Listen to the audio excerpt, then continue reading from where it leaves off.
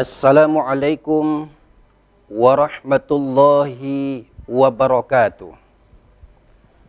Alhamdulillahi wa kafa. Wassalatu wassalamu ala sayyidina Muhammadinil Mustafa wa ala alihi wa ashabihi ahli sidqi wal wafa. Amma ba'. Para pemirsa TPRI Jambi yang dirahmati Allah Subhanahu wa taala. Segala puji bagi Allah, selawat dan salam kita sampaikan kepada Rasulullah sallallahu alaihi wasallam. Semoga kita semua bersama keluarga kita, bersama orang-orang yang kita cintai, orang-orang yang kita sayangi di dalam kehidupan ini, selalu diberikan hidayah dan rahmat oleh Allah. Dan kelak ketika kita wafat, kita berharap kepada Allah Subhanahu wa taala, semoga kita bisa bertemu, bertatap muka bersama Rasulullah dan mendapatkan syafaatnya kelak di yaumil akhir nanti. Amin ya rabbal alamin.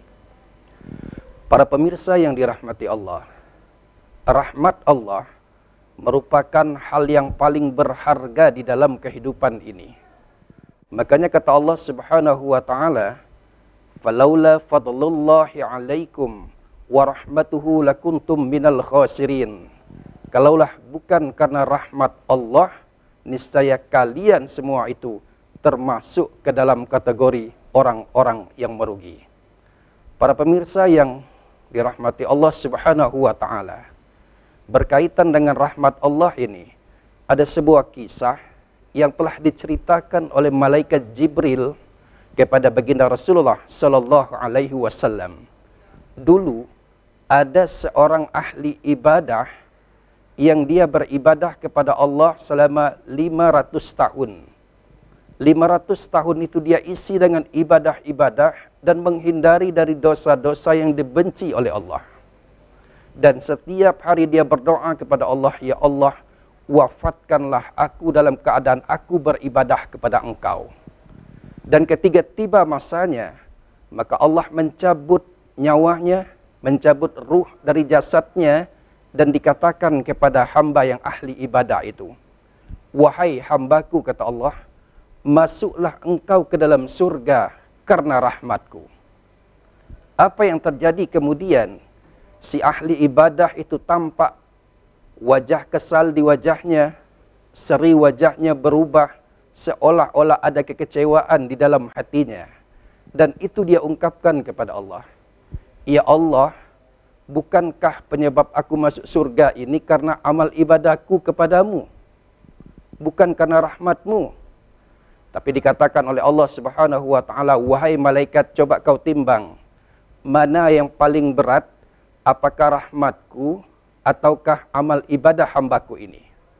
Setelah ditimbang oleh para malaikat, kemudian tampaklah bahwa amal ibadah yang 500 tahun itu tidak ada apa-apanya dibanding dengan rahmat Allah Subhanahu wa taala.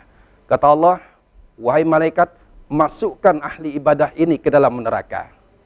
Setelah di dalam neraka, dia begitu menyesal, dia bertaubat kepada Allah Subhanahu wa taala, lalu ditarik kembali ke dalam surga dan ditanya lagi oleh Allah, "Wahai malaikat, tanyakan kepadanya, mana yang lebih berat, rahmatku atau amal ibadahnya?" Ternyata dengan ta'zim diakui oleh ahli ibadah itu, "Ya Allah, ternyata rahmatmu jauh lebih luas, jauh lebih berat dibandingkan dengan amal ibadahku yang aku persembahkan kepada Engkau." Para pemirsa TPRI Jambi yang dirahmati Allah, ini memberikan pelajaran kepada kita bahwa pada hakikatnya luasnya rahmat Allah itu lebih luas daripada langit dan bumi. Beratnya timbangan rahmat Allah itu lebih berat daripada timbangan dunia dan seisinya.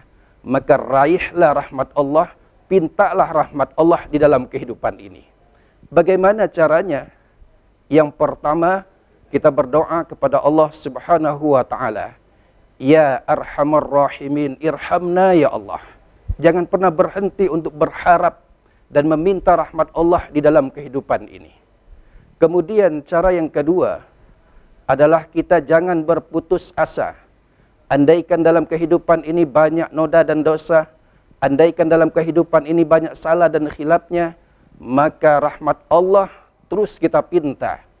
Kata Allah dalam Al-Quran, Qul ya ibadiyalladzina asrafu ala anfusihim, la taqnatu min rahmatillah, innallaha yaghfirudz dzunuba jami'ah, innahu huwal ghafurur rahim. Wahai hamba-hambaku yang melampaui batas terhadap diri mereka sendiri, janganlah kalian berputus asa terhadap rahmat Allah. Jangan sekali-kali kita berputus asa, tetap rahmat Allah itu lebih luas daripada murkanya. Para pemirsa yang berbahagia, kemudian yang ketiga, usaha kita agar mendapatkan rahmat dari Allah Subhanahu wa Ta'ala adalah jagalah tali rahmatnya.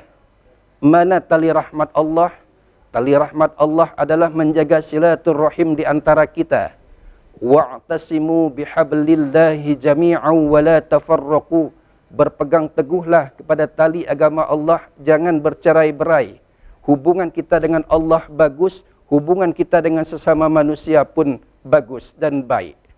Kemudian yang keempat, usaha kita meraih rahmat Allah adalah dengan tetap menjaga dan memperhatikan Al-Quran yang telah diturunkan oleh Allah Subhanahu wa Ta'ala.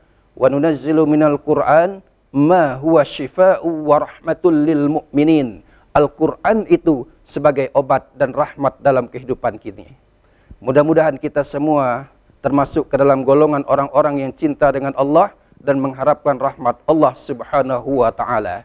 Terima kasih atas segala perhatian dan pengertian. Mohon maaf atas segala kekurangan dan kekhilafan. Semoga bermanfaat. Semoga Ramadan mendatangkan rahmat bagi kehidupan kita. Amin ya rabbal alamin. Wallahul muwafiq ila aqwamit thoriq. Wassalamualaikum warahmatullahi wabarakatuh.